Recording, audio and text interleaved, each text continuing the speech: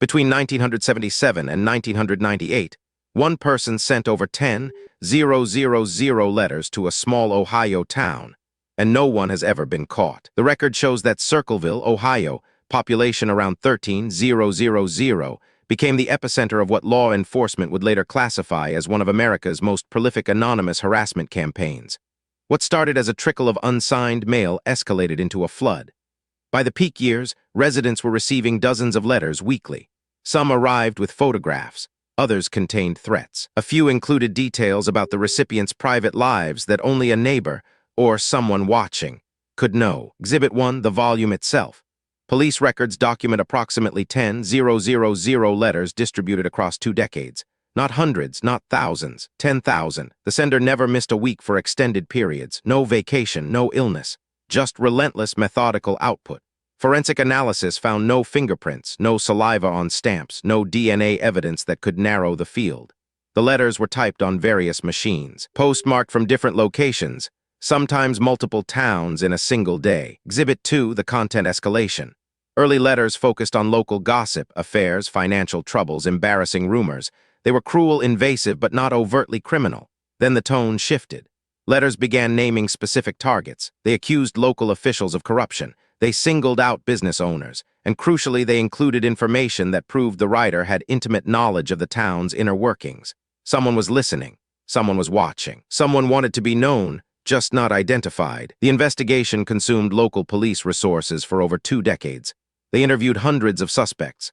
They analyzed handwriting. They tracked paper purchases, typewriter models, postal routes. The FBI became involved. State police launched task forces. Every lead evaporated. Every suspect had alibis or enough doubt to prevent arrest. The case file grew thicker, but the mystery deepened. Exhibit 3, the psychological weaponization. By the 1980s, the letters had become instruments of terror. Some residents were named repeatedly, their families targeted, their reputations systematically dismantled. One victim received letters detailing her children's school schedules. Another found letters referencing private conversations in his home. The threat wasn't just written, it was omnipresent. The writer could be anywhere. Anyone could be the writer. By the mid-1980s, the town's social fabric had fractured. Neighbor suspected neighbor. Families became estranged. Businesses closed.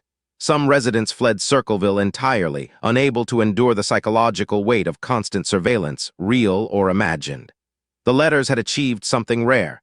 They transformed an entire community into a pressure cooker of suspicion and fear. The record shows one pivotal moment.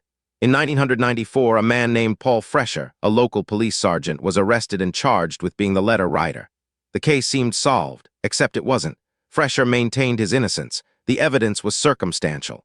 Letters continued arriving after his arrest, which complicated the narrative considerably. Eventually, Fresher was released, his name never fully cleared in the court of public opinion. Exhibit 4, the letter's sudden cessation. Around 1998, the letters stopped arriving. No explanation, no final message, no confession. Investigators have never determined why. Did the writer die, move away, lose interest? The record only says that after 2 decades of relentless output, the campaign ended as mysteriously as it began. What makes the Circleville case remarkable isn't just its scale or duration. It's that the identity of the sender remains unknown. No arrest has ever stuck. No confession has been verified. The case is technically unsolved.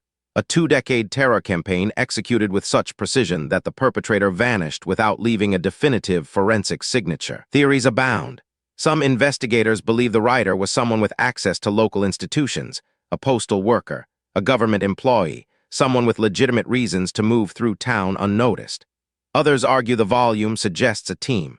A few experts have speculated about obsessive personality disorders or revenge motivations tied to specific incidents in local history. The record shows none of these theories have been proven. What remains certain is this: Circleville endured something unprecedented in American true crime. A single individual, or possibly multiple individuals, orchestrated a campaign of psychological warfare that lasted longer than most criminal sprees, affected more people than most crime waves, and left virtually no conclusive evidence. The letters stopped. The town slowly rebuilt, but the identity of the writer remains sealed in the archives of unsolved cases. The Circleville letter writer case stands as a reminder that sometimes the most elaborate crimes leave the fewest answers. And sometimes, the person responsible for terrorizing an entire town simply walks away, leaving investigators, victims, and an entire community to wonder. Who was behind the letters? And why did they stop? Subscribe to stay updated on unsolved cases that remain active in law enforcement files. New investigations every week.